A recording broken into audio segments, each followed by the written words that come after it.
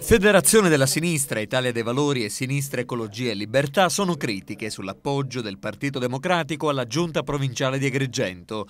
Per le tre forze politiche, entrare nel governo dell'ente proprio nel momento in cui il presidente Eugenio Dorsi è indagato per una serie di ipotesi di reato che denotano una concezione padronale e personale nella gestione della cosa pubblica, crea seri problemi nei rapporti in vista delle prossime scadenze amministrative.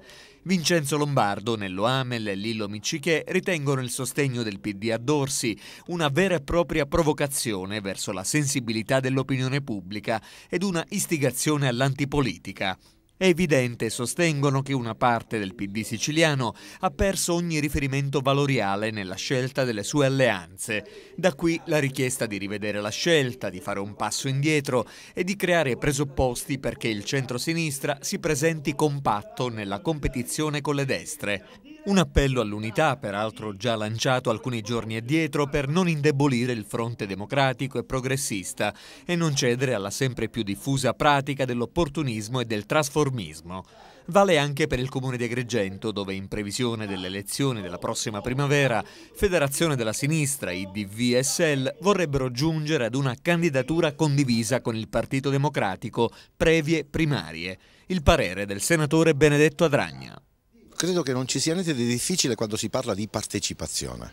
Sa quando diventa difficile? Quando ognuno mette steccati, quando si comincia a dire io entro se non c'è quello, io partecipo ma però se non partecipa quell'altro, lì diventa complicato. Allora, fino a quando si parla di partecipare tutti a un disegno comune e dare risposte serie, concrete, efficaci, non ci sono problemi. Io mi preoccupo, anzi, comincio a guardare con sospetto il partito, la persona, il dirigente che arriva dicendo io partecipo ma non ci deve essere quello, non ci deve essere quell'altro. Lì capisco che siamo di nuovo al fare teatro e non è la politica che io chiedo invece debba essere fatta.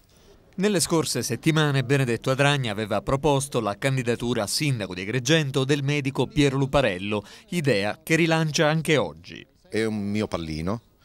Anche se ad oggi non ho mai ricevuto da lui un assenso a questa candidatura, ma io insisterò. È una candidatura che credo possa dare una risposta seria alla città in termini di autorevolezza, in termini di conoscenza dei problemi, però voglio rispettare la sua decisione. Lui è un affermato chirurgo, stimato, però devo dire anche molto stimato anche come persona, nel senso per l'attività che svolge, l'attività sociale, l'attività politica, per cui, come dire, spero proprio che alla fine si convinga.